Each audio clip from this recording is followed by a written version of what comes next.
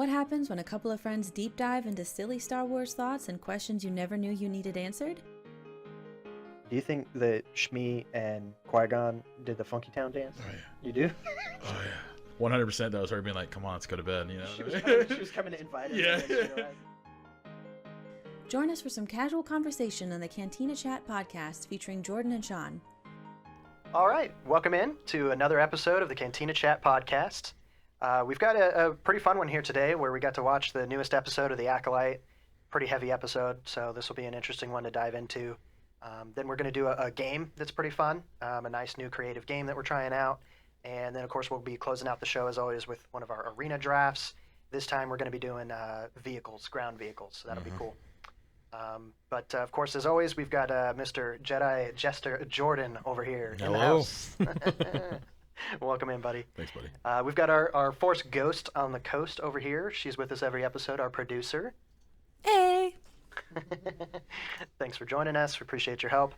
And yeah, Mr. Jordan, heading over to this episode of Acolyte that we just finished a few minutes ago. It is a crazy one. Yeah. What do you got for your initial thoughts on this bad boy? Definitely the most action we've seen. Yeah, by a lot. So far this season. It was good. I mean, I liked it. Of course, all the Jedis in the very beginning died like chumps. Did I curse us by saying that at the tail end of last episode? Like, everybody's going to die, and everybody's now dead, basically? Yeah, What everybody the except for heck? Soul, May, Nosha, and then the Sith. Oh, my goodness. Who we do not have a name for still. I know. Brutal. It was crazy. Some of them died in brutal ways, too. Yeah, well, the two that got stabbed back to back where he force pulled her into the other side of the saber. I was like, okay. Oh, those two, that was a crazy one. Yeah, true. It was cool. Whenever I think it was last episode you talked about it, about how you were kind of worried that it was going to be, we were going to come back into the episode and it was, like you were worried it would just be the end of the fight and there would be nothing happening. And she woke up and she was all dusty. I was so mad. I was like, they're doing it. I'm not going to get to see the fight. Yeah. When she woke up, I was like, there's no way. Like, she's going to wait, and there's just going to be the dead Jedi around her, and there was one. And when I saw it, I was like, well, who's that? I know. But then she looks off, like, over into the distance, and they're all fighting. And I was like, okay, yeah. Thank goodness. Yeah. I was definitely a little bit worried about that, because at first I wasn't until you said something, and then I was like, nah, they wouldn't do that. And then she wakes up, and I was like, oh, they did that, didn't they? Of course, but they didn't, so I'm thankful for that. We got to see everything play out the way that we wanted to. Yeah. So I mean, it was cool. What'd you think? I liked a couple pieces in particular. He's really good at lightsaber combat, for starters. Like, he's phenomenal at it. It's pretty cool to be able to see one guy take on that many people at the same time that were trained, Jedi. So that by itself was pretty cool. He's dispatching them pretty quick. I think my favorite thing that stood out the most to me was his gauntlet. Apparently, it was only on the one arm, and then his helmet. Mm-hmm. They were both made out of some kind of material we've never seen before. Because in universe, we know Beskar does a decent job of like deflecting sabers, but this almost acted like an EMP blast. Anytime one of the lightsabers made contact with either his helmet or the gauntlet, it actually turned their lightsabers off. Yep. And what a crazy cool effect of they couldn't, like, it was flickering, like it was damaged, like it disrupted the kyber crystal. And if you noticed, as soon as their sabers finally did come back on, it was really like crackly and unstable at first. Well, you watched it kind of shoot out, come back in, and it was like going piece by piece, like getting longer and longer. And then I really appreciate that visual. Yeah. I thought that was so cool. You could even see almost little arcs of the like lightsaber's beam, and then it would kind of come together all in one strong beam. And I was like, that's really cool. And it again makes me think of Kylo, where his saber is like really unstable. It had a little touch of that, like until it restabilized. I thought that was really cool. But again, that's a material we've probably never seen before. I'm hoping I hope they tell us what material it is, or like we find out something, because it's a very strong play to half of like Mandalorian armor and Beskar and stuff like that, because like you said, that's the only metal that we've really seen that can deflect a lightsaber. But I mean, usually it just bounces off, or it'll sit there and it'll do like how two lightsabers clash and makes that crackle. That's how Beskar is. Right. And then we see this, and it's deactivates a even more lightsaber. powerful. It kills a lightsaber for a minute. It's like, Yeah. well, what kind of metal could that be? So I am very curious as to what if they tell If they us, ever show. right? If we're gonna know what this exactly is. Right. But to me, it's like, Beskar's overpowered. Yeah. I love Beskar, but it's very overpowered. But granted, they fought against the Jedi, so it worked. Right. That's why they well, had and it. even later, the Empire is so obsessed with Beskar because of its qualities. They glass the planet, they steal all the Beskar. Yeah, they and mine all the Beskar continue out. mining on the planet Yeah. after they kick out Beskar is so important in the galaxy at the later stages, Yeah. and yet it doesn't seem like it's even as strong as this stuff, because this stuff deflected and Well, deactivated. it bounced off. It That was deactivated the crazy. lightsabers, and the lightsabers were deactivated for Several seconds. Yeah. That's pretty 10 powerful. seconds probably ish, give or take. I mean, We've never seen anything like that. No. I'm guessing they're going to make this just some one-off, crazy, rare element Probably. that he was the only one who had access to get or Right. something. But yeah, I thought it was a really cool touch just because I've never seen anything like that, and then the visuals of how they showed it work in the show, I thought was really cool. I thought that was really, really neat. What did you think of the Sith's lightsaber? Because he detached Yeah. part of it, and it became just like a mini saber. Yeah. It's the one that he used to kill Jackie. Right. What did you think about that? So really cool, but also there's an interesting thing in this that that immediately reminded me of, and I forget what it's called, but there's a forbidden lightsaber form that is forbidden to both Jedi and the Sith, Cannot disengage your lightsaber. and you can't turn it off in the middle of combat. And they both forbid it for their own reasons. The Jedi considered it to be dishonorable, and the Sith considered it to be that you would be weak if you needed to use that advantage. And he used that repeatedly, almost like a gun. He stabbed Jackie. He was it was 3 times, yeah. and it was turn off, on. So I thought that was kind of interesting because we've never seen anybody do stuff like that. But I guess it wasn't exactly the same thing as what they consider. Well, when two sabers are clashing, you turn cannot one disengage off, a and then you lightsaber turn it back or on after it deactivate. passes through the thing. Yeah. That's supposed to be the thing that That's they like the consider. code thing. Yeah, you cannot deactivate a lightsaber But, while you're clashed. I think, if memory serves, we saw something along those lines in the sequel trilogy too. I think somebody it might have been Rey. I think she had a saber up top, was blocking somebody, deactivated, dropped it, and then caught it with her hand below her. I don't think she deactivated it. I think she just dropped it and caught And it. then caught it. I don't remember, something but- along those lines. I don't know. It's gotten now to where some of the stuff that was canon and then becomes expanded getting universe, manipulated and some of and- that stuff yeah. gets pulled in. So honestly, I begin to lose track a little bit on what things are truly. That's the hard part of where we're going to now. Yeah, all this new stuff. Well, we have all the new stuff, and then you have, it is hard to keep up. I mean, there's things that we've known to be canon for years, and then over the last year, 2 years, 3 years, it's like, well, wasn't Wait. this supposed to be this Right, way? right. And now they changed it. It's just completely changed. And that's the hard part about the era, the time we're in, and after, I guess, them playing with Star Wars so much, it's okay. I mean, Yeah. it's nothing, unfortunately, it's nothing that we can go back and be like, hey, don't change that. But, Right. it's still tough for me to remember what they've changed, why they've changed it.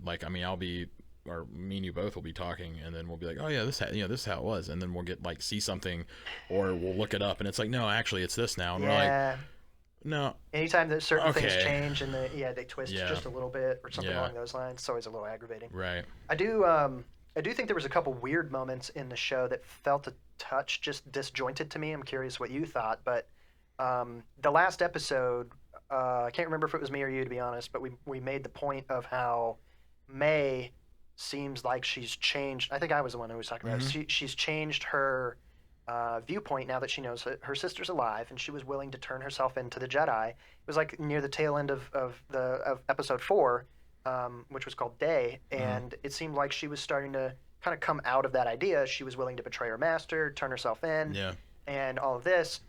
And then in the middle of this battle, she's hiding inside Kalnaka's hut, and Jackie comes in and is like, I'm gonna arrest you. And she's like, no. She's no longer, all of a sudden, from last episode to this episode, she no longer wants to turn herself in, and No, she's she's willing fighting to, she's Jackie, fighting back. she's- She was trying to stab her and everything with a knife and all that. I thought, it was just a weird moment to me where we went from one episode to the next, and it seemed like her mindset completely changed. Well, all of a there was sudden. plenty of time in the fight between her and Jackie for her to be like, "No, wait, stop! I'm going to turn myself in. You know, I'm done with this game." She didn't even give that a chance. I mean, I could understand defending yourself because Jackie Was came in and aggressive drop or- kicked her, Yeah, right off the yeah. bat. You know what I mean? Yeah, get her, So Jackie. it was like, all right, well, let's like I said, defending yourself on that, I understand. But in the middle of that, especially when they're like backed off and they're just facing each other, getting ready to fight again, just be like, hey, listen, this is not what I want to do. Is Jackie going to listen to her? Probably not. Probably not. Yeah. But I mean, I wouldn't. You know what I mean? I mean, you have this girl who's, killed two Jedi, and then you think she killed Kalnaka, Yeah, and yeah. you're like, oh, this isn't. And like I wouldn't listen to her. No, I would of course arrest you her. wouldn't. But Yeah. I mean, granted, like I said, if May was like, I'm done, then she would accept being arrested, Right. and she would be okay. The only thing that like I could grasp as a sort of an explanation is that she's so terrified of her master that she sees her master out there alone, surrounded by a Right. group of Jedi, and is positive that Sith is going to kill every one of those Jedi. Yeah. And she no longer wants to turn herself in, and all of a sudden she thinks her only way of survival is to beg for forgiveness from her Yeah. master. And she did that. She said, Yeah, that forgive me, happens. So I'm like, I guess that's why the sudden change. It just felt really jarring to me from Yeah. episode 4 to 5, where I'm like, what? It was All of a definitely sudden? a weird kind of jump. I mean, she was so dead set into leaving it behind. Mhm. And then, she All of a wanted to sudden, be with yeah. her sister and all this stuff. I'm like, what? Like, Yeah. I don't know. I thought that was a touch odd, but I guess storytelling, they didn't really have a lot of time to, develop that and build that in between the episodes Right. to make it more believable. Right. But I don't know. I do think it's interesting that in the previous episode also, the Sith Master seemed like he was interested in Osha as well. Like he easily had her life in his hands, and he Mhm. didn't kill her. He just threw her over to the side, and she fell asleep like a chump, apparently. When I was going to she say, fell what over a the chump, side. dude. That's annoying. But in this episode, she's running away at times. He chucks a lightsaber at her and he didn't seem so much in the beginning of this episode like he cared about saving either one of their lives. He's aggressively attacking May No. later. I mean, I think that's what I was going to say is He no longer he cares knew about May them. was going to turn against him because she blatantly told him that without knowing that that was her master. So now we go back Something to else the... we talked about last podcast of I know. But, So this now makes me think again, motivations. Now we know the identity 100% is this guy. Yeah. But they've alluded a couple of times now to the fact that, well, he's getting in their minds. He has a very similar power to what the girl's parents Well, she had. said that. OSHA said that to Yord. Yord. Yeah. I mean, she's like, my mother could get into your head. Yeah. And I'm so. They're trying to imply that he has at least some of those same capabilities, but we Right. don't know who he is really. Right. Why he wanted those 4 gone specifically. He seems very obsessed with having his own pupil that he can teach things Well, that's to. what he said to Soul. He was That's like, his- I want to be me. I want to practice my, Right. my powers, and I want a pupil. So, I don't know. Really, really weird. Really interesting. I guess we're going to find out more about him as time goes on. But I just don't understand. So he can't be much older than May and OSHA. no, I mean, it doesn't seem like it. around the same age, maybe a couple years Probably older. a little older, I would guess. Right. But not old enough. I don't understand. I mean, unless when he was a child, he was picked up and trained young by Right. whoever trained him. How he could be so strong and so lightsaber Oh, yeah. He's been combative trained skilled. very well for somebody Right. his age as well. Yeah, you're right. Because I don't want it. It just kind of astonishes me, I guess, of how well he is trained. I mean, he took on 8 Jedi like it was almost nothing, and then Oh, yeah. so it's like, well, where did you come from? I mean, and he doesn't have a name apparently. Yeah, that's going to be whatever, annoying if they keep that for the rest of That's the time. what I'm saying. But we don't really know what they're going to do. Like the only thing that would make sense. I mean, not even really make sense though, because how would he? Going back to the fact of how would he be so effective with a lightsaber, is that the witch covert, Right. The coven that they were at, yeah. right? Or one of the other ones. If that's he similar. was somehow born again from them, just like May and OSHA was, something like that. Sure. For him to have the same power, like the get into your mind thing, You know, I think they're teasing that for a reason. That's what I'm thinking, because when she yeah. said my mother could do that, I was like, okay, so They're now we're going to purposefully tie trying back to- into going back here. Agreed. I think all that's pretty interesting. I don't know what they're gonna do with him, but it seems odd that I guess he really was targeting those 4 Jedi just for May's sake, because That he would wanted be the only thing that makes sense. he wanted a dedicated pupil that's fully bought into his belief system, and he felt like she needed to go on this journey Yeah. in order for that to happen. Right. And now he thinks May's failed. She's betrayed him. Maybe he can twist Osha. He knows that that's Osha on the ground, and he's okay with it. So, the end of the episode, he finds her. He uses the Force to heal her, which is another crazy situation because we've only seen that a very small number of times in canon. How did you feel about that? Let me ask It's you. It's really weird and interesting because I think this guy has a lot of qualities that are not what I would call Sith. And that's another one of them. I think he can use the Force in a way that is different from the Jedi and a way that is shunned by the Jedi. And when he told Sol who he was, he said, I have no name, but I am Sith. I am what you might call Sith. Yeah. He didn't say I am Sith. He said, Right. I am what you Well, yeah, might but call that's what he's Sith. basically saying is like, So I am Sith. I think the reason why he specifically said it that way is because he's not a Sith. But the Jedi are viewing, they're lumping every single person that is using the Force different from how they say it needs to be done as evil Sith. And he's like, no, I'm not. I just want to be left alone. I want to do my own thing and whatever. I think he's different than any traditional actual Sith we've ever seen. But I don't know. I mean, he doesn't seem to have many of the like rage qualities that are tied into Sith. He's very obsessed about the long game, about how to plan this situation and strategize. That's also not very much like Sith, with the exception of like Palpatine.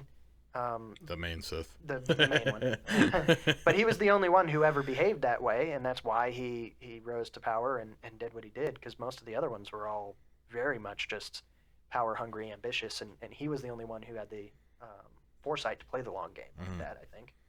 But I don't know. I think all that's really weird, really interesting, and I don't know where they're going to go with it. I think his ability to use things like force healing also kind of ties in a little bit to what the parents could do in that coven, the witches. I think it's pretty like probable that if it wasn't witches that taught him his ways, it's someone who knew of their capabilities. He seems to share a lot of the same things as these witches.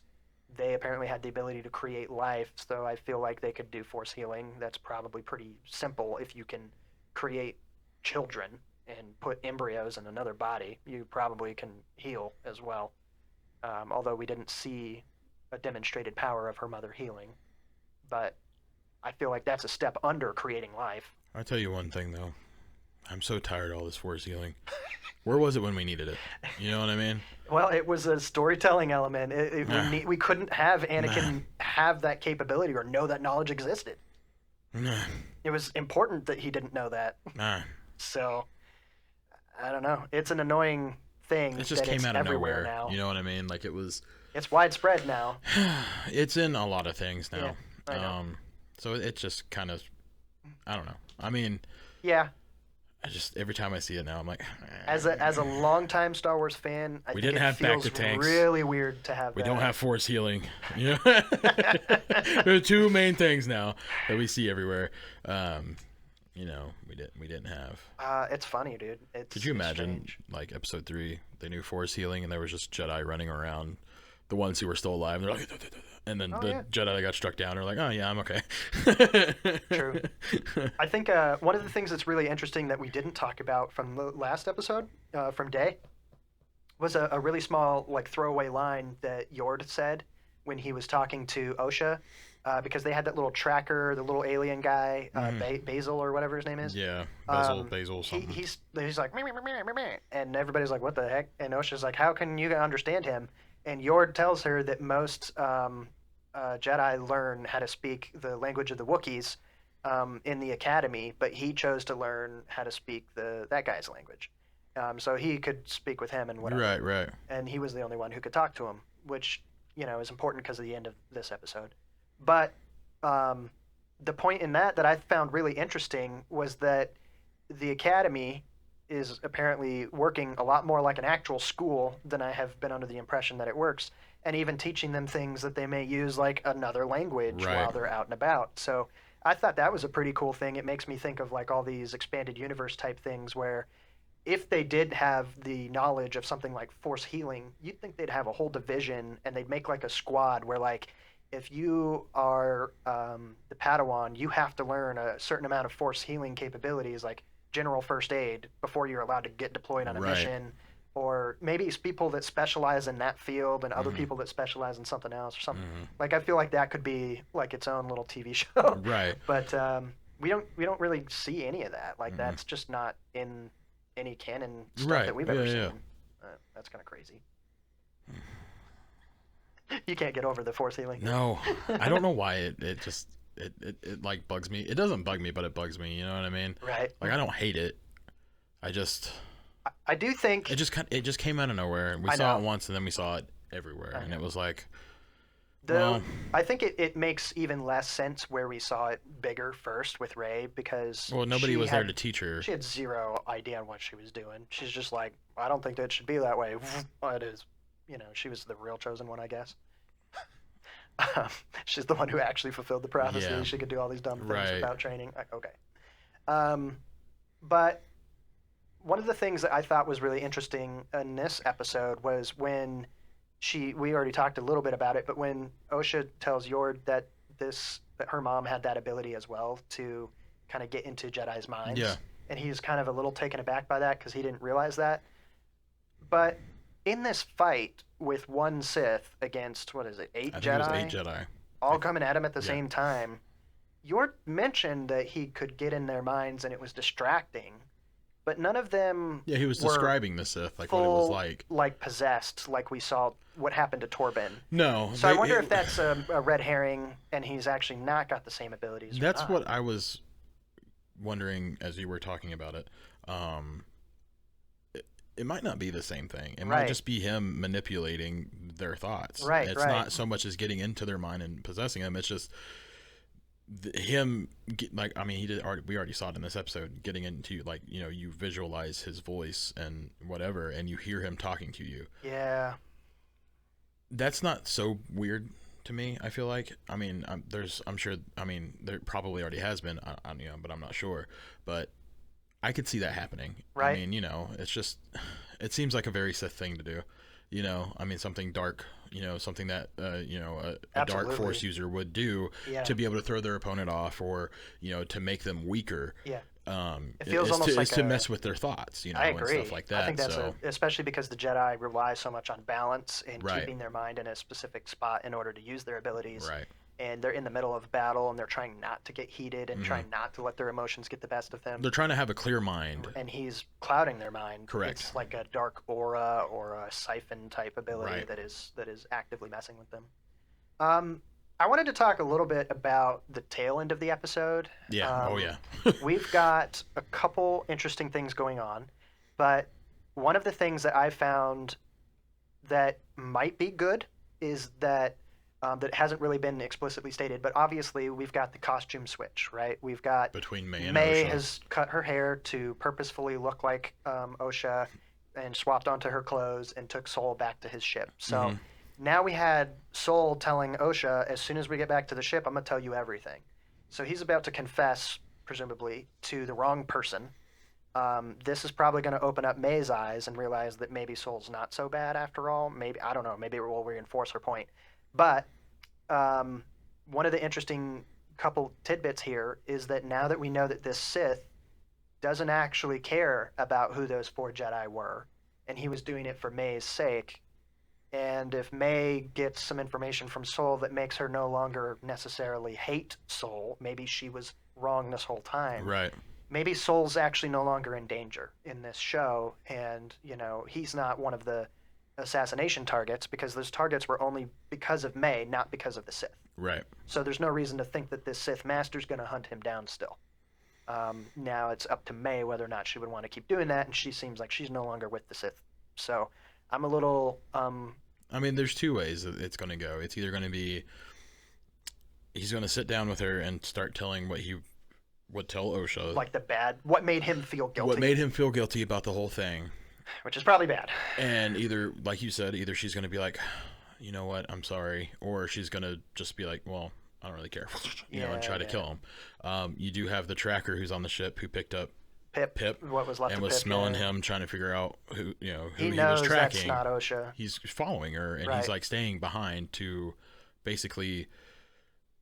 I mean, he's going to be the one who I feel like he will be the one who's going to reveal to Soul, like, hey, this is not our girl. Like, I mean, this is one of them, but this is not not the one that we should have brought back if we're going to bring back one. I would have thought that if not for the scene where they tried to make Soul feel a little bit like her dad, and he was looking in the beginning of when they were on the ship on the way to the first place, and he saw Osha's tattoo, and he was like, "Oh, you got a tattoo? What's this tattoo of?" And whatever. She's like, "What, are you mad or whatever?" Yeah. I think that they sort of were doing that to humanize their relationship, make him seem like a fatherly figure and all that.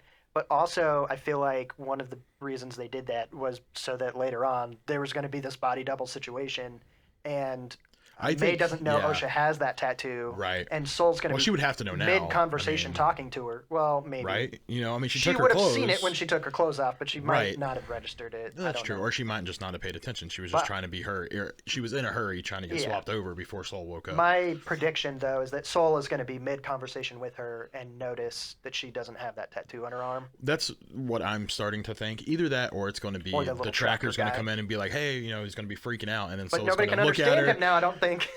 That's the bad part. Because yours died in a brutal way. Dude, what a way to go. Speaking of Jackie being stabbed 3 times. No, I mean, like, what a way. Like, not a good way. No, what a way to go. Jackie being stabbed 3 times. That was nasty. All the other Jedi getting just slaughtered. Yeah. And, of course, we didn't get to see the 2 as they got impaled and then struck down. But, hey, we all know probably that happened there. Yeah, dude. Yord. Oh, you mean when the camera shifted so that we wouldn't see behind the decapitation? The tree. Yes. We all knew exactly what happened. But Yord, dude, that was tough. Yeah, I mean, he did a good thing. Yeah. Picked up the helmet and used it against him, which didn't even matter. Which also proved that all sabers are definitely affected, or all kyber crystals is how I'm I was kind of, when he picked up the helmet, first thing in my mind was his lightsaber's going to slice through it. Right, like but it did the same thing, which granted, I don't think you can change a lightsaber and like that to be able to not be affected by it. Probably not, no. But if anybody would, you'd think it'd be the guy wearing the thing. It, right. So, like, this is definitely special property armor. Yes. Yeah. But yeah, I mean, he picked up the helmet, deactivated his lightsaber, and then... made a great move. It was really good. Bought a little bit of time. For a moment. But, dude, I mean, that was brutal. It was brutal. Never seen that. I mean, we've seen General Grievous, crush somebody with his foot, and all this stuff, and then... but we've never seen a solid neck snap. I mean, it was crazy. I wasn't expecting that. I was expecting if he was to go, it would have been via lightsaber, not tough. One more thing that I want to talk about is when Soul and had the Sith. Right. When they finally had a good plan and they stopped him. He was, I mean, granted, I'm sure he was getting into his anger, He of was course. full of emotion, Soul was. Yeah, very much so. Ready to strike him down. You could see it in his face. He was going to kill him. He was going to strike him down because that would have been it. He was mad, he was furious, he was upset. And then, of course, we have Osha who stops him. Yeah. Yeah. If she just would have let it play out, we wouldn't have had to worry about nothing. You would have had May, right? Which, granted, all the Star Wars, if something didn't happen, we wouldn't, you know what I mean? Yeah. But it's for like story Soul reasons, was right we couldn't there. do that, but does it make sense for her in that moment to be like, wait, no, this guy we just saw slaughter all of these people in horrible ways right in front of us. He killed all of our friends. friends. Don't hurt him. Yeah, right. Feels weird. I don't. Oh, God. I was really expecting Soul to just. Part of me, which I knew it wasn't going to happen, but when Soul stopped and was like still mad and looked over at her, then looked back at him, I was like, oh, you're just going to do it. Yeah. And then he didn't, and I was like, nah. I think that a big chunk of that is supposed to be that, like, he is the personification of the Jedi in her mind. He's not perfect, but in her mind, he is the perfect symbol of the light perfect side. representation of the light side. And so because he's the one who rescued her, that's how she's always looked at him Right. as a savior. She does not as think that he's wrong kindness or incarnate. whatever. But So like he would never do something like that, but he's human and he's definitely made a bunch of mistakes, obviously, some we don't know about that he's really guilty about. Yep. But this would have definitely been one of those times where he probably should have just gone ahead and done it. But she was like, no, not the guy I know. If that was any other Jedi in that situation, I don't think she stops them because it was only because it was her mentor. master. Yes. Right. Yes. She did not want to see him go down that road. Yeah. She couldn't see him doing it. Now, I do believe that if she wasn't there, he would have done it. Yeah, absolutely. If it was any other Jedi, I don't think Yord would have struck him down. I don't think. Yeah, maybe not Yord. Seemed to be the goody two-shoe of the bunch. very by the book. Yeah. He didn't want to do things wrong. Then again, after watching your friends and everybody get struck down in 10 minutes, he probably would have done it, you know? At that point, I feel like it does not matter the code. Granted, I mean, you know, I'm a very light side guy. You know? I'm very pro Jedi, pro light side. Right. I feel like in that specific time, watching one Sith that we know of, well, just destroy your entire party, and it's just you standing there. You watched him. You watched a dude that looked up to you too. I know. Get murked, and then you have this guy who is unarmed and who is laying there. You know he doesn't care. He'll kill you if you miss. Right. It's like. I also don't like the conversation right afterwards where Soul's like, she's right. Jedi don't harm someone who's unarmed. But I'm like, he wasn't unarmed. He wasn't unarmed this entire fight. So just he wasn't unarmed up until when you went to get him, you had disarmed him. Right. That doesn't count. That's not the same thing as you cutting down an innocent civilian in the road. That's different. Right. But like, I don't know. That stuff has always been weird to me. It's for a different reason, but it's almost like Mace when he had cornered Sidious, and he's like, he's too dangerous to be left alive. That's been proven. I need to get rid of him. Well, Mace would have. And if it wasn't for Anakin, who stopped him to cut off his hand, Mace would have finished it. He did not care because he knew what he was looking at. Yes. He knew that this was the. And I think this was a very similar situation that happened for a different reason. Right. But very similar. Well, you look at somebody who is a dark side user. Right. I mean, Mace and Sidious, a fearless Sith who is strong, obviously, which we knew Sidious was strong. I mean, he was the Dark Lord. Right. And then you look at this unnamed dark side Force user, not Sith, whatever he is, who is obviously so powerful, more powerful than the Jedi who are there. Is he more powerful than Soul? Maybe not. I mean, on hand-to-hand combat, he obviously can't match Soul, except for he did throw him. I don't know. But I mean, he owned him the whole time up until that moment. That's what I'm saying. So is he more powerful? Maybe, or maybe Soul was just tired. You know, he was obviously hurt. I mean, you know, whether not physically, but emotionally and everything like that. So it's like, okay, so he would have had the upper hand at that point. But you're looking at somebody who you know is very powerful, who is against the Jedi. I know. It makes more sense to go ahead and get rid of this person who's probably going to most likely take more lives if you leave him alone. Yes. So like, go ahead and do the right thing. It's more purposeful. Like, that's a tough situation to ask of anybody, but in that spot, I think that's crazy because, you know, Osha obviously didn't have that mindset, and she stops her master, and now we're in the spot that we're in. See what happens. So we'll see what happens. One more thing, and I promise we're done with the first segment. Sure. We talked about this after we recorded last episode. Okay. About Chaotic Mundi. Oh, yeah. You know. That it was kind of cool, but kind of weird that he was in cool there. to see him because I like him. I think he's a good Jedi. He's cool. I've always liked him. his backstory, watching him in the Clone Wars, the animated, as well as, you know, I mean, which granted in the movies we didn't see him a whole lot. We watched him get blasted. You know what I mean? Yeah. It was, you know, it was funny though because it was like right after we got done. You texted me, you're like, wasn't he the one who said that the Sith had been extinct for millennia? I was like, yep, it definitely was. Yeah. And so it's like, okay, 132 years ago, you were on this small team to locate and figure out who we're going to send to destroy this dark side Force user that we call Sith. But yet, 132 years later, you're like, I don't know. You know what I mean? And so it's very strange to me. Yeah. Another thing is the timeline. which we've been seeing a lot. Yeah. I don't know how much you've been keeping up with it, but I've been seeing a whole lot of back and forth between, the fandom and stuff. Right.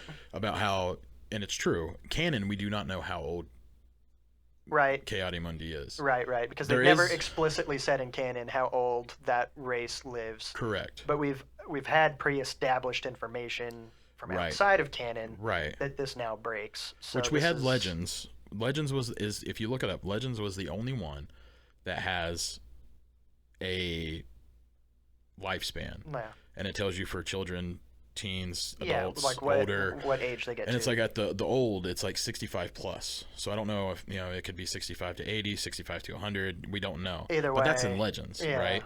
We never see Legends get opened up. Very rarely do we see something that gets turned. You know what I mean? That's now canon. But I don't want to say that, like, I'm like 50-50 when I think about it. Like, should he be in there? I just feel like it's up in the air because it's not proven as canon for him to be dead, or not dead, I'm sorry, for him to be not born or he is alive, because we don't have a canon answer. In my opinion, I don't know what I would have done. If it was me to say, should we put Ki-Adi-Mundi in here?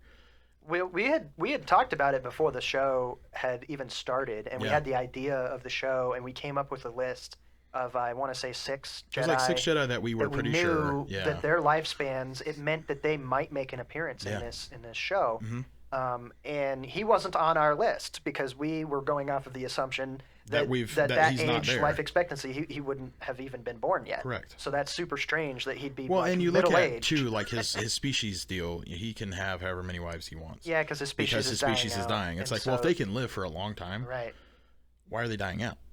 You see what I'm saying? Like, if they can live to be 400, 500, 600 years old, they shouldn't be dying yet, right? He has 4 wives. Right, so exactly. That's interesting. So, I know it's a weird topic. I feel like they could have picked just about anyone else on our list of 6 that we knew would have been in there, and they would have had 0 problems, 0 controversy. Because it's stated that their lifespan is whatever it is. Yeah. I think it's a little bit of a thing of people who are in charge of a situation like that, but they're not necessarily the biggest fans. Right. So they might know how to make a production or a TV show or whatever, and costumes and all these different things, but not necessarily to know the minutia of those little pieces of lore that you and I are going to pick up on and go, that's weird. That doesn't really make sense. And I get that, I mean, I'm not saying that it was it's a little horrible crappy idea, because now the only way it makes sense is if we have to change canon now, and the species we talked now about has that to be a few minutes ago too. Is that because now that is the real new canon, is that we don't know he how was long at least lived, but they're really long lived because he looks middle aged. He's got black hair instead of white. Yeah. So I mean, that's great. Yeah. He's still just as stubborn, when he was in that meeting. Did you see him when he turned around and looked, like when they were talking behind him? Mm-hmm. I was like, I'm pretty sure we saw him do that in episode 3 at one point. Yeah. You know what I mean? Or even in the animated stuff, like he was that way. Yeah. So, I don't know. It's one of them things. Like I said, I don't hate it. Yeah. Because I do like him. But at the same time, it's very... It's 50-50. I would have. I was excited. Preferred that they picked somebody else that was. That we knew for a fact would have been alive. Right. But right. well. Yeah. That's it is how what it it goes. is. But I guess that'll be a decent stopping spot. We'll take a little short break, and then we'll come right back and try out one of our new creative games. Excitement.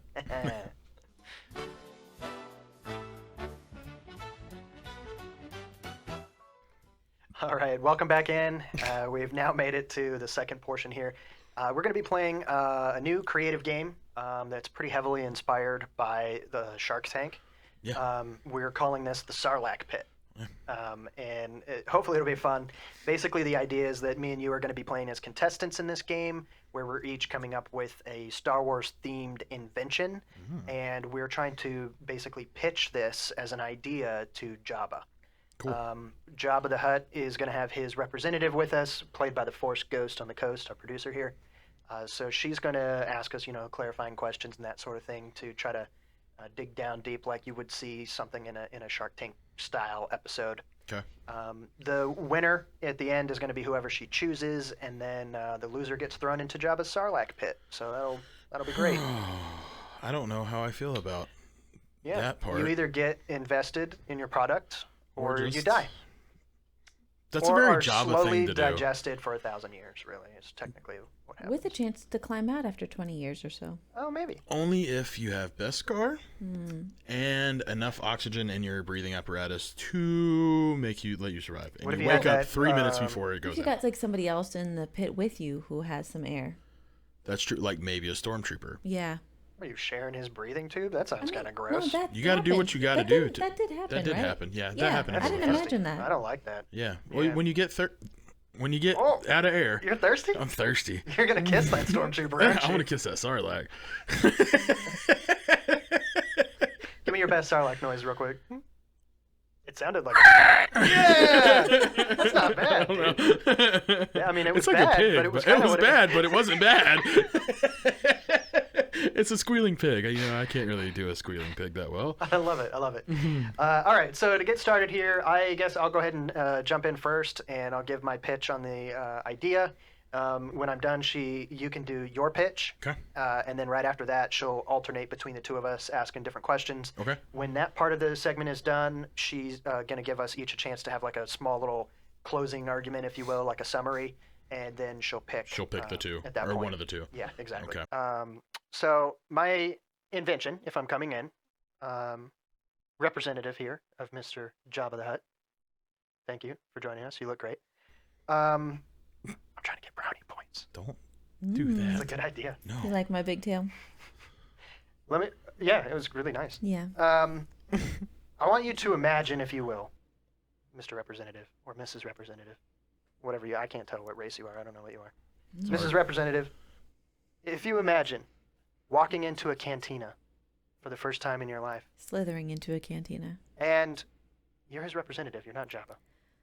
I can Maybe be Jabba she's if a I wanna Hutt, be though. Jabba. Okay, then you can be Jabba. Maybe You're- she's a okay, Hutt She's Jabba already. now. I thought I was going to What? be Jabba. They told me when I got the invitation I know. that I would be speaking to a rep. Now I'm scared. Yeah, you should be scared because I didn't know this either. But- Oh, All right, so Mr. Jabba.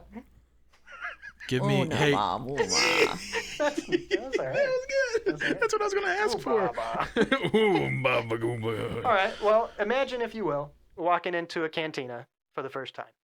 But right when you sit down, somebody that you've never met in your whole life comes up to you and says that they don't like you. Mm. What a bummer. Huh.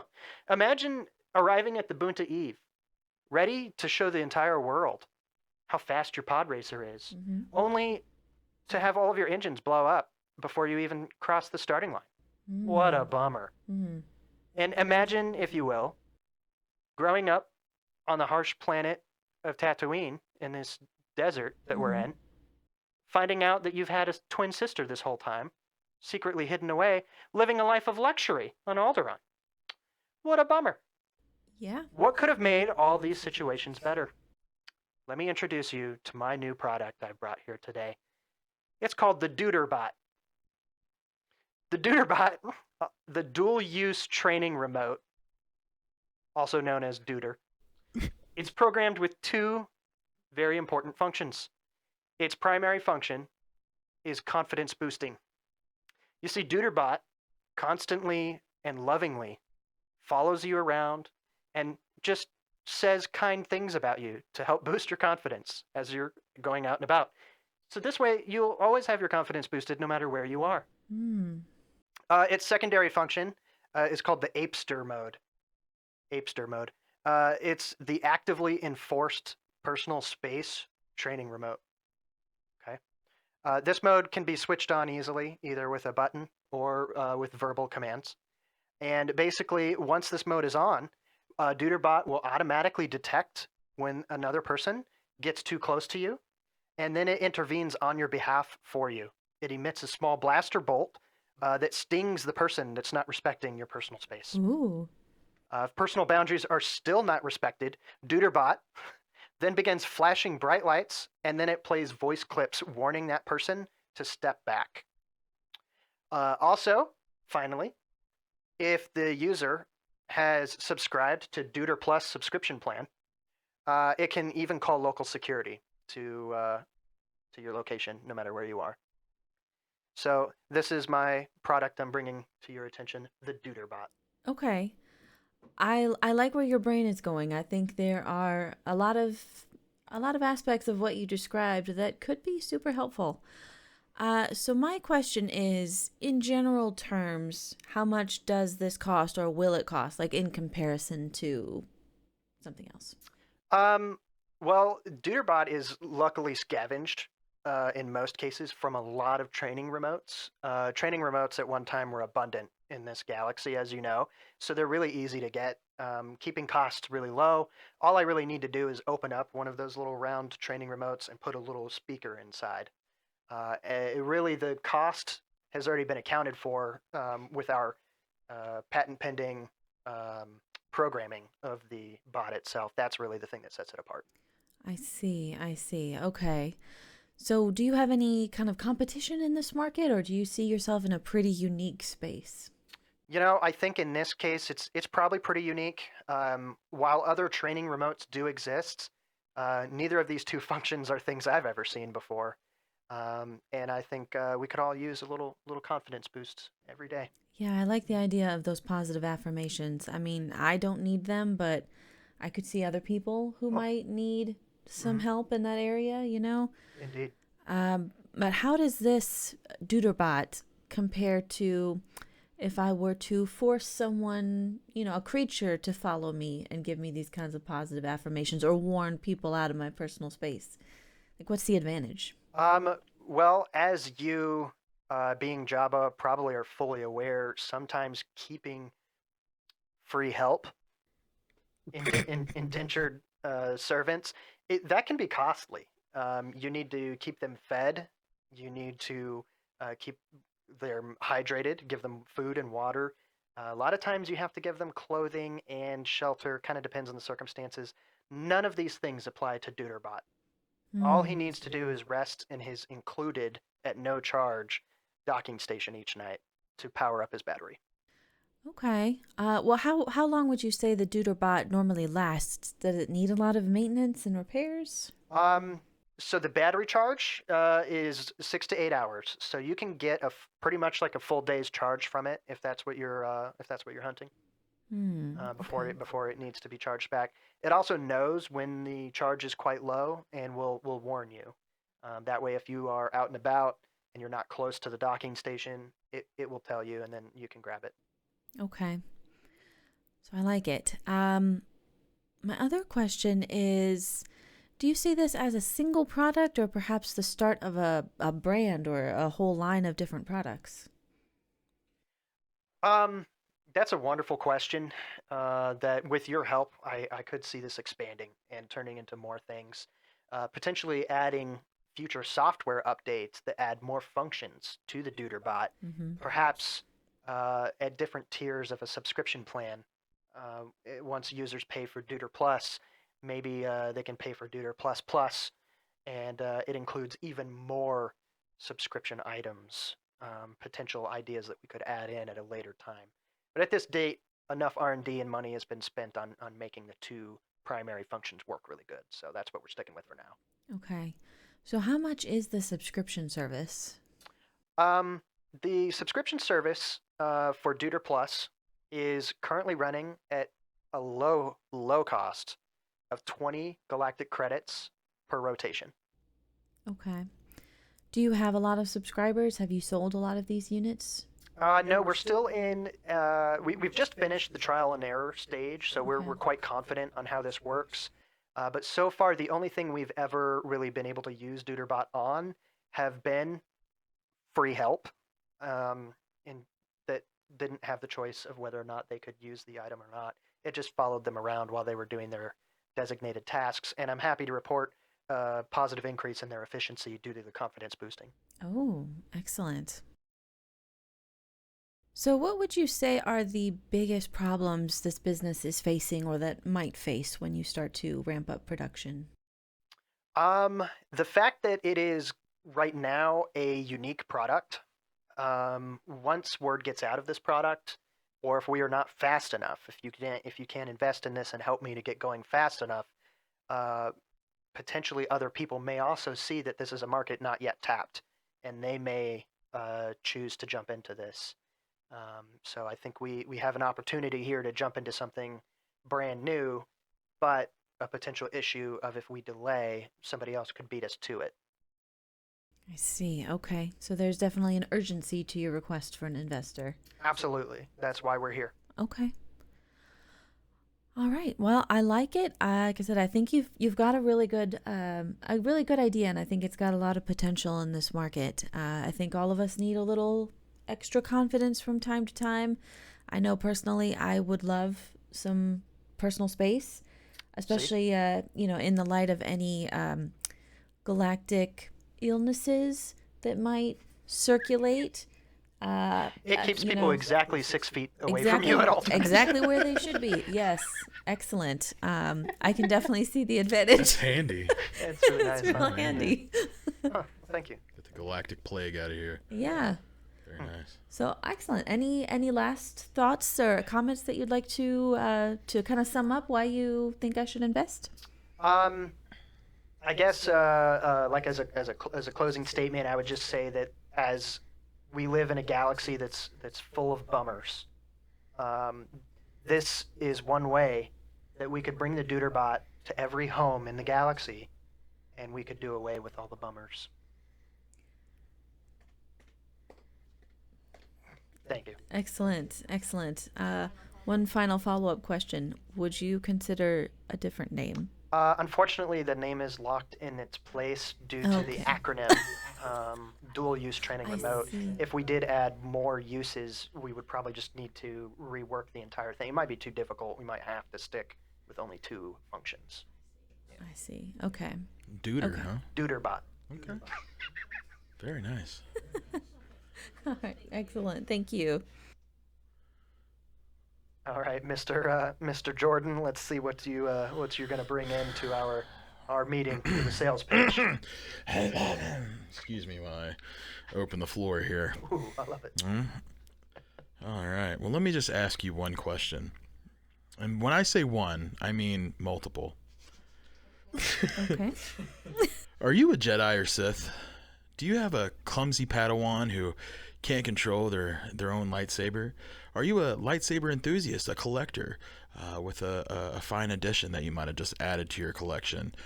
Well, I am here today to introduce to you the Saber Cap. Saber Cap is a nice cover, if you would, that will go right over the emitter on your lightsaber to kind of stop you from all those random blade ejections, or if you drop your lightsaber and it goes tumbling down the hill, well, guess what? That blade's not coming out and chopping off your buddy's feet. Very good, very well. It's highly made out of a durable material that is actually fairly cheap to assemble. Now I only have a few of these that have been handed out. Protection rate is. We'll get into that later, but. The protection rate's not bad, right? I'm sure after, if I could get your help to invest in this, that we could really make the Saber Cap be one of the best things in the galaxy. Okay. This is intriguing. Every once in a while, I do have some, I come into possession of a device like what you described. I can't say exactly how or where I found it, or but I do come across them sometimes, so I think some safety could definitely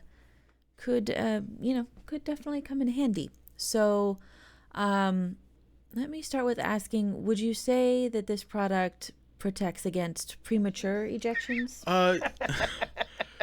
It can. I would say yes. If your finger slips on the button, it'll stop the blade from just shooting right through. It's supposed to stop the blade from shooting right through. That's when you come down to the protection rate.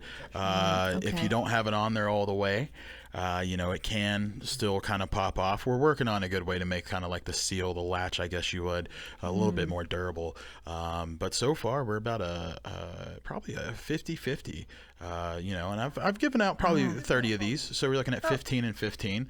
Granted, I don't keep eyes on everybody who uses them, so if they're installing them wrong, if they're not following the instructions that I supply, That's important. I see. hey, not on me. But It's a good idea. I thought. I've seen some clumsy people out there wielding these sabers, and well, it just stops you from looking directly into the hilt too if you have that thing on you. I've heard tale of a very famous incident I'm just where saying. a guy was handed his father's lightsaber right in his eye. He looked Didn't right have at a saber cap. No. Didn't have a saber cap. Imagine if he did. A whole different ball game, buddy. So. Oh, so what is this saber cap made out of? Like what material? Well, it's got some Beskar in it. Not going to say how we really got that, but it has some Beskar as well as it's a little bit of plastic. So that might be another reason why. You know what? I think it's great. I think it's fine. So you're saying it's a proprietary mixture? Yeah, definitely. Yeah. Okay. The Beskar is what really keeps the blade from emitting through, and the latch and everything is made out of the plastic type material. So that's what once we get a little bit of investment, we'll definitely upgrade the latch. I think that'll help a lot. Yeah. I think so as well. I think I can see that there could be some opportunities for improvement with investment. Yes, of course. So, do you foresee having any competition in the market? Have you seen any other products similar to this? Quite honestly, the only competition we'll have is a training. Once if people start learning how to correctly handle the lightsaber and not be so clumsy with it, that could be probably the biggest competitor. But material wise, no, I don't think so. I mean, I haven't really heard of anybody doing this. One day I just watched a guy chop his buddy's feet off, and I was like, what would have stopped that? A saber cap. And from that day, inspiration. Me and my small team of 3, we've been busting them out. Okay. So would you say it's a pretty low production cost, or it's pretty low. Okay. The only thing that you might have to worry about is when you go get your Beskar. They're not very keen on parting with it, so that's the hard part. But Jabba, with you, I know that the power of men behind you. I feel like it would be a pretty easy. Yeah. I think I could probably help you in finding a more reliable supplier. So it sounds like, based on what you're describing, your target audience would be anyone with a lightsaber, whether they're force sensitive or happen to have a lightsaber through other means. Do you have any ideas about how to scale up this product to reach a larger audience other than just lightsaber? I mean, one day owners? maybe we can get blaster caps, and figure out a way to deflect the blaster. Once again, that Beskar could do the same thing. Yeah. I think it would be fine. The only hard part about a blaster is to figure out how to not redirect the blaster bolt through the back of the blaster and into the wielder, because that, I feel like, is a good way to just he might get sued. So maybe we'll do like a test. A test. Yeah, we'll find somebody. We'll just mess, or multiple people, depending on how the outcome is, and we'll figure out how to make that Beskar on both sides of the blaster. Well, even if we did that, we'll go. Once it gets time, we'll kind of go through that a little bit. Okay. Tests are keen to the product. Sounds good. So I know you did mention some possible legal concerns. Do you have any ideas of how to address that in case, anything malfunctions with the lightsaber cap? We always say we are not liable for any injury due to misuse of said lightsaber cap. We started with fine print. And, then we found out that some people just can't see that well. So then we put big letters on the front of the box. Hey, we're not liable for it. Feet are gone, whatever. And, so far we have granted 30. But out of the 30, we haven't had any issues with people coming in contact with us. Now, whether that's because it failed and, you could go from there. But either way, 30s and no response back, that's okay. I look at it as a big win, big plus there with that. Yeah, I suppose if they are injured badly enough that they can't reach back out, then that clears up some legal concerns, but also probably a good idea to have my team of lawyers look over your agreements Yeah, that people that's have to perfect. sign Yeah, when yeah. they buy this. Yeah, okay. So one thing I see could be, possibly an issue is how do you keep your customers coming back? Like, is there any kind of subscription? Is there any kind of maintenance? Do they need new caps from time to time? Like, how are you going to make sure you have return Well, for customers? right now, the best card doesn't really wear down as fast as we figured. But then again, it's the only thing we know of that can really repel a lightsaber blade. So really, the plastic is probably what's going to make them come back. The few uses, mishaps, and then eventually that plastic's going to crack. The latch is going to break. Well, then they got to come back and get some. Plus, if you're an enthusiast, well, you might have 15, 20 lightsabers, and well, you use one cap. That's not going to cover all of them. So, what are you going to do? You're going to order 19 more of those things, and that's going to get you going. So Maybe, gifts for holiday times. exactly. I mean, so we, me and the team have been talking about doing color changes. Right now we just have the basic black on black. So we might do black and red, yellow and red, blue. Just kind of whatever color scheme you like, and just kind of throw them up that way. That way, depending on you might be going out, you want to match your robes or your clothes. Well, you just pop a new cap on that thing, and guess what? You are good to go. Yeah. Nice. So excellent. Okay. Well, this sounds pretty good. I have a pretty good idea of your business plan. I suspect I know the answer to this, but what would you say is your biggest problem that the business is facing? Well, we were a team of 5. Oh. And now we're a team of 3. I guess if we had the correct testing facility, I think that would be a big help. And then, like I said, figuring out a new latch, I think, would be a big step for us. I see. Okay. So who are these other people who are running the business with you? Well, I have a Nemoidian. 2 Nemoidians, and then me. So the other ones we won't get into. Then there's the rest of the team's still a little shook. Okay. But you're definitely the person in charge. They work under you. They're not like partners. I told them they were partners, but but that's not in writing. No. Okay. Don't tell them that we just talked about that though, because I need them. For now. Okay. For now. For testing. Testing purposes. Yeah. Okay. Well, I think that about covers the questions that I wanted to ask. So did you have any kind of closing statement about kind of summing up why you think I should invest in your business? I just think that it's a good thing for safety and for you to look out for yourself and others who might handle a lightsaber that you may own or they may own. Family members, friends. You don't want them to get hurt when they wield a saber or carry a saber or toss it around, showing it around at a party. You just don't want nothing bad to happen. And if you put a saber cap on it, you're good to go for the day.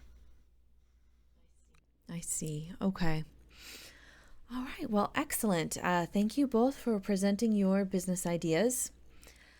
I think I'm going to have to dump both of you in the Sarlacc pit. That's not how this works. The waiver I got said that one would succeed. And now Jabba can do whatever he or she wants. I knew I should have went. So, yeah, I'm going to say Sean's invention, I liked it, but I don't think we could make enough money off of it. I think people could use other droids to encourage them or to maintain a healthy distance rather than having one dedicated droid that can't do anything else but those things. And I think Jordan's is just really legally questionable, and I don't want to get embroiled in that. You said that you would have your lawyers look at it. I was just saying things. Just to, keep the presentation moving. Do you want to go together? If we gotta go. Titanic We style. gotta go. How wide is this plank?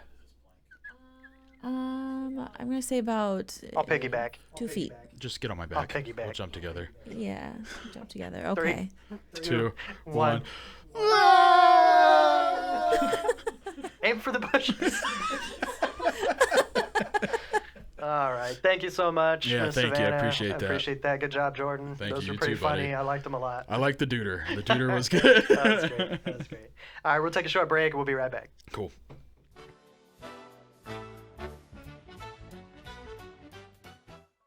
All right, welcome into the last portion of the show. We're going to be doing the arena draft now. Our theme this week is ground vehicles. So we'll be competing against each other, drafting a team of any kind of vehicles that don't fly, things that were on the ground. And if you want to go ahead and grab a chance cube and give us a call, we'll see who's going to go first. Give me your color. What am I 0-4 at this point? 0-4 on the wins. This is episode 5. So yeah, so let's see if we I'm can gonna keep go the red. streak. You're gonna go red. I'm gonna go red. Okay. And it's red. It's red again, folks. Do you know what's funny is me and my dad the other day, he was talking about, like how I'm so lucky about winning the draws. He's like, roll it. And I was like, no, you roll it. So he rolled it and it got on his color. I was like, okay. So I rolled it and it was back and forth. It was like 40% me winning, 50% dad winning. Okay. Yeah, it was so weird. But I could not win like in a consistent way, yes. like you doing this. It was hilarious. Dude, I was like, I don't know what's going on, but no, it's working out. It's working out really good for you. It really is. So you get the first overall pick in our draft of ground vehicles. Any ideas on what you're going for? Yeah. So my first one is going to be another one of my kind of big favorites is a turbo tank from the Clone Wars. Yeah. Okay. One of our friends had a good time with me of calling it turbo tank or juggernaut. Right. So I mean, either way, I mean it is classified turbo tank or juggernaut. I think that's a really good pick, and in my research for this draft, if you want to call it that, when I was looking it up, I saw that this same turbo tank is called different things in the different eras it's in. So that's probably why there's he a was lot of doing letter that. class and stuff like that too. Yeah. So you're specifically choosing the one from the Republic era, Republic era, Clone Wars yes. Type turbo tank. Yep, they are cool. massive. They can go anywhere you want them to go, and they're covered with, Heavy missile launchers, cannons, a rotating cannon on top. Right. So I like them. They look cool. Yeah. I have one. A figure or whatever. So that's cool. I do think they're pretty cool. They're also pretty versatile because they're used in different ways, like a cargo or armor, cargo transport or just troop transport and stuff like that. Yeah. So. But they're super heavy. It's just cool. Right. I mean, we saw it. What was it in Felucia? Is when we saw it tearing up through. Yes, on the Clone Wars. Yeah. They had a version of one in. Was it? Yes, when they were carrying it's a much newer one that the Empire used, but it's technically still a turbo tank. It's like a different version than what you're drafted, but it was with Bill Burr. That was it. Yeah. Cool. That's cool though. I like that. I am gonna go with probably my favorite Star Wars ground vehicle across all the eras. I'm a big fanboy of the original trilogy, so a lot of my stuff always seems to go back there. But our lovely guy here on the table, the old faithful, the AT-AT. Yes, sir. It makes me frustrated when some people say AT-AT, and I know that is fine, and you can call it that, but it's an acronym for it's not an AT-AT, it's an acronym. Right. So I'd say AT-AT. Right. That's cool. But I love these guys. They're not quite as versatile. They were really only used by the Empire exclusively, and they have a lot of firepower. We saw them devastatingly destroying rebel bases and shield generators and all that. Oh, their armor is crazy too. Tons of armor. It's hard for even ships to take them down. Yeah. They had to come up with unconventional ways of taking them down and discovering their weakness in the movies. But they hold quite a few troops. They're supposed to hold about 40 stormtroopers inside. The non-cargo variants, and they also hold up to 5 of the little scout speeders. Yeah. And I guess if they don't have the speeders, they can also hold a pair of ATSTs, which I didn't know that without getting into this. So that's kind of cool. But we've seen them have like the little ropes that rappel down, and stormtroopers can drop out of them. Yep. That's pretty cool. And then we saw like the cargo-looking variants Rogue of One. them in Rogue One Yeah. on Scarab. Mm-hmm. Those were really different looking Yeah. with the like wide open sides. Yeah, they were cool. I like the different variants that the Empire made for them. They all just look killer, you know. Yeah, they're pretty cool. It's a very iconic like sound effect, the noise and stuff too. Yeah. That sounds to me very much like uniquely that machine. Right. Okay. Well, that's a good choice. I like that. My next one would be a Hellfire droid. Oh, that's a great choice. That the Separatists used. We saw them in the live action on Geonosis. They had the big wheels on the side. They had the crazy missiles on the back. There was like, I don't know how many, like 16 different, you know, on that they just launched out. I know. Super fast. I think they look cool to me. They do, yeah. And they're just, I mean, for being how small they are, which they're not small, but they're small. Right. And just packing that much firepower. Yeah. Is insane to me. Yeah, they're very interesting because they've got like these giant like wheels on either side of it, Yeah. but all the heavy firepower is coming from like a crazy missile launcher piece that's in the middle. It's on both sides. Boom, boom. And that thing shoots out so many little rockets or missiles or whatever. Yeah. But just one of them, like we saw in the movie, just like blasted into a like the Clone Wars era version of a walker, an ATTE. Yep. And it completely destroyed that. It was just one of those. Yeah. And I'm like, dang, that thing can carry like some heavy firepower. They're insane. It's basically an anti-tank is what I picture it as. Right. You know, it's just anti-massive. Yeah, yeah. a massive destroyer. You know, Yep. so It's not going gonna like transport troops and stuff around, but No. in terms of firepower, that's hard to beat. Yeah, So, I agree. Excellent choice. Yeah, I like that one a lot. Thank you. My second pick is just another favorite. I'm gonna go with the AAT. The AAT is the Trade Federation's tank that we saw on Naboo. It's the yellow tank with the one, like, kind of very traditional looking tank. Just has the one big gun on the top. They do have other blasters and those sort of things that they have, and they're typically manned by two battle droids, two standard B1 battle droids. One that's the pilot that's down inside, and one that's up in the turret. But I've always loved, for whatever reason, the way they look. I think they're really sleek, and Yeah. most things in Star Wars don't really give me that, other than things from Naboo. Right. A lot of things don't really feel like that smooth. Well, a lot and of stuff is sleek. bulky and stuff like that. That very we see. boxy Yeah. kind of designs, and this one didn't feel that way. So Right. I don't know why, if that's it, or if it's because it was bright yellow, or what it was. But I've always loved that one. So Cool. yeah, gonna go with that That was guy on my list to try too, to so come that's back. cool. Yeah. Nice. Okay.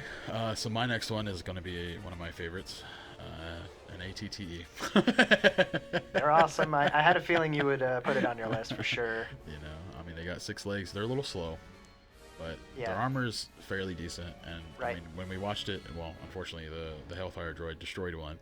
But as we saw him go up, like you saw him get a little bit tougher, and then you would also see him get destroyed like it was nothing. Right. But I like the way they look. They're a troop transport as well as just stupid heavy to be able to back up a line. Right. You know what I mean? They're cool.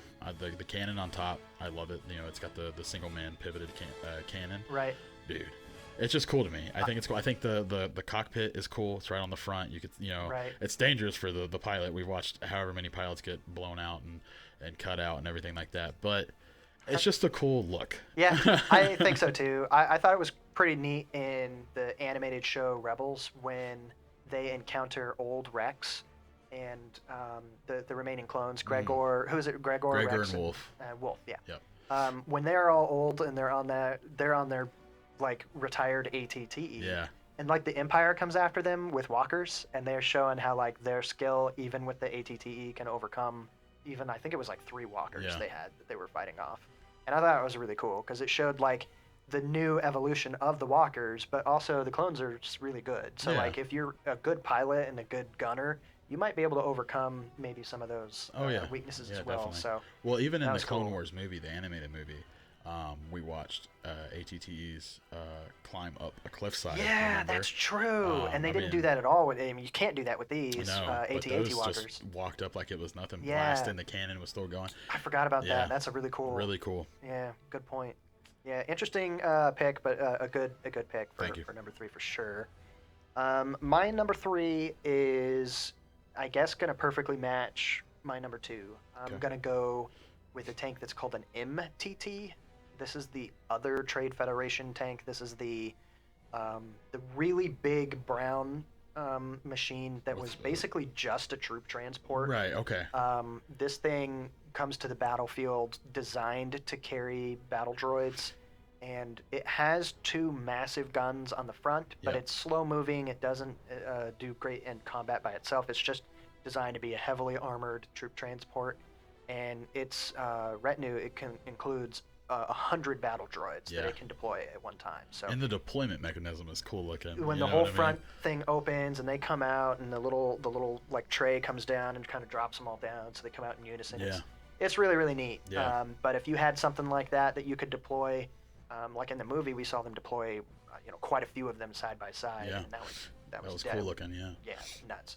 So I don't know. Again, Trade Federation, I've always kind of thought they're pretty cool. Yeah. So their stuff is interesting to me. Right. But yeah, I'm gonna take that with my third pick. Okay. Okay. So with that, I am also going to do another Trade Federation Separatist tank. The NRN99 Persuader class. Yeah. Droid Enforcer. It was the belt-driven droid that we saw on Kashyyyk. That was storming the beaches. Mm-hmm. The ones that the 2 Wookiees Tarzan down on, and then slapped the explosive on the side. Yeah. That tank. I just think it's cool. I think it looks so neat. It looks awesome. Yeah, it was definitely on my list. I like that one a lot. Was it? Okay. Yeah. I think they're cool, and they have, once again, heavy weaponry on them. Right. Get up on the back of them. They don't have anything to resist the back. So, right. That's kind of their big downfall. If you can sneak around. Those Wookiees just dropped out of nowhere, and we're like, and really messed it up. But coming from the front, it's a lot of these that we're picking though are very scary from the front. If you saw these things coming at you, you'd be like, the AT-AT, another one that you would see, and you're like, whoa. I always thought it was weird that, not to go backwards on our picks here, but you had chosen the AT-TE, the Clone Wars version, the predecessor to an AT-TE, AT-AT, what I picked. Right. But it's weird to me that the AT-AT doesn't have any capability of, it can't quickly turn around. There's nothing in the rear. There's nothing on the sides. But they had already thought of that in the Clone Wars era, and they had already built the turrets that can spin around, and it's got the rear guns and all that. Right. That's the thing about the AT-TE. It was still slow. Right. To turn around, it could not turn around fast. But it overcame that by putting turrets all over the place, Correct. With guns all over the place. Right. And this thing can't do that. And I'm like, why did they improve it, make it better, but also... Well, they always dropped multiple of these, and it was always they would drop them kind of far away. So we watched on Hoth, they were ridiculous far away. And, they could start blasting from a good distance. Well, and nobody's going to be able to get up behind them. Now, if they were dropped right in the middle of a firefight, then they might have something to worry about. I guess the idea is just that the armor is so strong at that point, you're not going to really overcome it. You don't really have to worry about much. nothing, right? Now, we don't know what cannons and stuff could really destroy these things, but we watched just ships going through it and blasting them with the turrets that are on a ship. It didn't do anything. I want to say I feel like we saw an X-Wing take one out, probably one of the cargo variants on Rogue One or something like that. That's possible. But I maybe it was a U-Wing, or maybe it was a... I remember that U-Wing was blasting all the ground troops. Yeah, I think there was an X-Wing that blasted. Okay, probably hit him in the neck. I would say you're probably right. It sideways. Well, the X-Wings I think have way better weaponry than the Snowspeeder had. Absolutely. So. I did have that the NR droid tank thing on my list as well. I think they're really cool. My next choice then is called a TX-130 Saber class. That is the one that I was going to point to it, but you've moved it off our table now. It's in the other room. You have a figure of it. It's a really cool tank. Yep. Used by a couple different factions, but probably most famous to be with the Rebels. That one is just a really cool looking tank. It's a hover tank. It can slide around pretty easily. Got a couple different guns on it, and it's just versatile. Yeah. I think it's a pretty strong thing to have in the fight, and it has appeared in a lot of video games. Well, you saw it in Battlefront. Yeah. Was a big one. They're one of the Starship games. was in it on when we picked one of the ground assault vehicles. It originated via the Republic, I'm pretty sure. It might have. It's another one that when I was looking into it, that it had different, like the TX-130 is the one from the Rebellion, I guess, and that apparently the Empire used it a little bit too, but there's some TX well. Like lower numbers, like TX something else, that's still a Saber, that I believe was in like Republic's time period and stuff. So yeah, that's one of mine that I was going to try to pick too from underneath it. So good job. Nice. Okay. So far you've got the turbo tank, the Hailfire droid, an ATTE, that NR N99 droid tank, and what's going to be closing out your draft here, sir? Oh. You know, it's tough. There's some that I like, and there's some that aren't going to stand a chance. I'm going to go with a weird one for mine, so just as a heads up. I'm going to do an ATRT Walker. Ooh, I like that. That was the open top, single clone, operated Walker. Fast. Much faster than the other walkers that we see the Empire use. Scouting, and but they're cool. The firepower is not the best. I think was it 2 laser cannons on the front. Yeah. And that's it. Yeah. Enough to repel or to, we watched in the Clone Wars, Mace and his guys just mess stuff up. When they were riding theirs to free the Twi'leks. But they're so fast, like they were able to use them. They could jump like onto stuff. You know what I mean? Yeah, crazy. Very cool. They're like if you were to take the AT-ST walkers that we've seen in the original trilogy movies and stuff, make them way smaller and shred them so they're way lighter, but they're crazy fast and can jump now. Like it's basically that with an open cockpit. Right. So strange, but I love that pick. Yeah, that's really cool. Cool. I don't know if you know what this one is. Mine is going to be from outside of canon. Okay. But my last choice is called a TIE Mauler. Is that the? It looks like a tie in the middle, but then it has the tracks on the side. Yeah, that's exactly it. Okay. It's a TIE fighter on the ground. Yeah. Its wings, instead of being wings like at the bottom, they're just tread tracks like a tank. Yeah. And it's got 2 little guns right at the bottom of the cockpit, just like a normal TIE fighter does. Right. But it's from a video game that I had seen it first on, and you could use them as different tanks, and you could bring them around. That's and it was pretty cool. Yeah. But I just thought the idea of the Empire was so lazy that they were like, we need a tank. Let's just take a TIE fighter and just put it on and attach something to its wings. Right. That's cool. I actually thought about that as well. I didn't put it on my list, but when I was going through and putting the things down, I was like, nah. It is a cool one though. It's very unique looking. Very weird looking. It has a TIE cockpit. Yeah. But then it is connected to tracks, so it's like it's cool looking. It's unique. It's very odd, I guess you would say. Yeah, I think it's weird. Because it doesn't look like a tank to me, like all the other ones. You can tell they're supposed to be a tank. I do think it's interesting that the TIE fighters, the reason why they have those like things on the outside of their wings, those weird little grooves and stuff, is because that's like solar panels that they use to gather energy from the sun or what. But I'm like, why do the TIE Maulers that are tanks that are on the ground seem like they also have them? That's a little strange to me, but all right. The cockpit still opens the exact same. Probably. They're cool though. I like them. No, I love it. Well, that was good choices though. I feel like both sides again. Yeah. Not too bad. Did you have any honorable mentions you wanted to make sure got put in that we didn't pick? Well, I had 2. I had the Spider Droid, which is this other guy right here, which I don't know how well the camera can pick it up. Right. But it's the one that has was it 3 legs? Has the rotating head on each side. Big ball. Each side. It has 3. Head, like 3 blasters on it every time it blasts. It's, shoots a blast and rotates to the next cannon. Shoots a blast, rotates to the next cannon. Very cool. I think they're kind of creepy looking. Yeah, they are. But they're just they're just cool. I like the way they look. Right. Another one, dwarf spider droid. So it's just similar, just tinier one. But it doesn't rotate. It just has the single. Still cool looking. Yeah. They're just so much smaller. That one clone in was it episode 2? Was it, or was it 3? Well, the 3 was the crab droid. I don't know the specific name for that droid, but that was a crab. You talking about the one where you punched it? No, there's one where the clone is on top of it. He's standing on it with his gun at point blank range, shooting it in the head. Yeah, that's still a crab droid. Yeah. Okay. I was like, I always thought that one was crazy to me. I was like, wow, look at this clone. I didn't. I was gonna put that on there, but I didn't. Because I ended up going with the dwarf spider droid. Right. But That's yeah, cool. those are cool. I do like the crab droids. They're just cool looking. They even have like the little, I think their eyes are like the little antenna looking things to make it look like a crab. And then my last one, just because I same reason I just like them, is the Bark Speeder. Oh, okay. So the Clone Wars era speeder bikes. I like the way they look. They're probably my most favorite speeder. I mean, okay. I thought about doing a was it the LAAT? Is the Separatist the stand-up speeder? Is that right? No.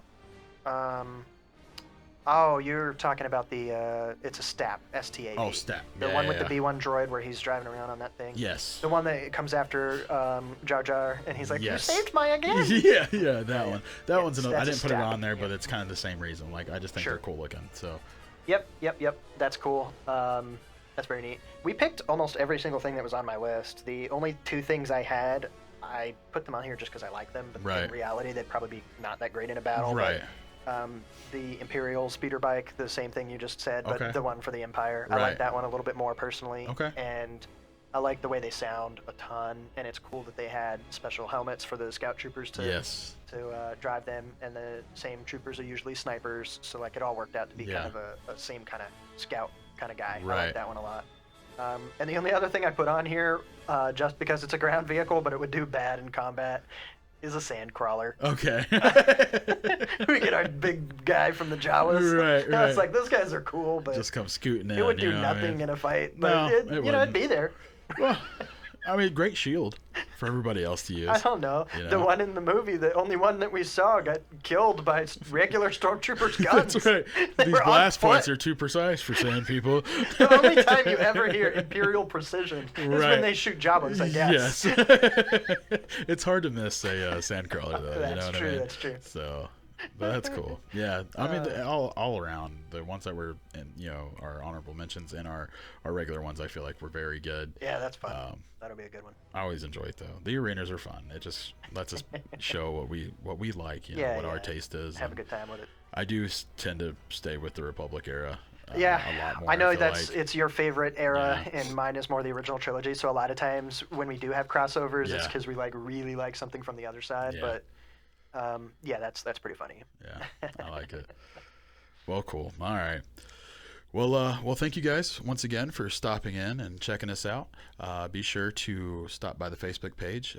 Keep an eye out for the polls for when we do our arenas, and vote for who you think wins on the current week.